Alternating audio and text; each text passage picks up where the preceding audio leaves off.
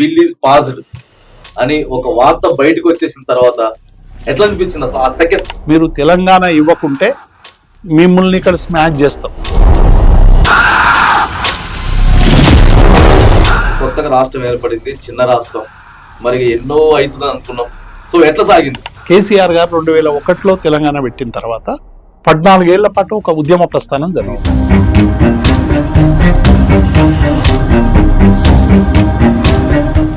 కార్మికులు కూడా మమ్మల్ని ప్రభుత్వంలో కలపాలని చెప్పి ఆర్టీసీ గానీ ఇవన్నీ కూడా పనిచేసింది. కేటీపీఎస్ లో గానీ లేకపోతే సింగరేణి గానీ ఎలాంటి మార్పులు చేసింది? పాలకులు ఉద్యోగులు ఉన్నంత కాలం ఈ సమస్యలు ఉంటాయి. ఆ జీవనో ఈ జీవనో అది రద్దు కావాలని ఇది రద్దు కావాలి, అది వేరే విషయం.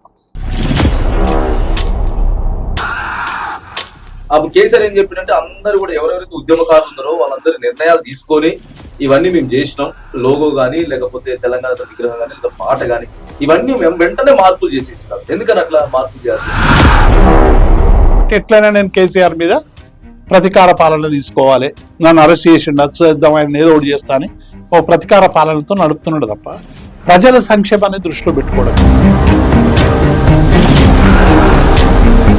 ఎంత అంటే వీళ్ళు ఏ బేసులతో చెప్పారండి 6 గ్యారెంటీలు? మరి దాని బడ్జెట్ లెక్కలు వేసుకున్నారా లేకపోతే ఎట్లా? అంటే రాజ్యాంగంలో ఏమి హామీ ఇచ్చింది? కూడు గూడు నీడ అని హామీ ఇచ్చింది. కూడు లేదు, గూడు లేదు, నీడ లేదు.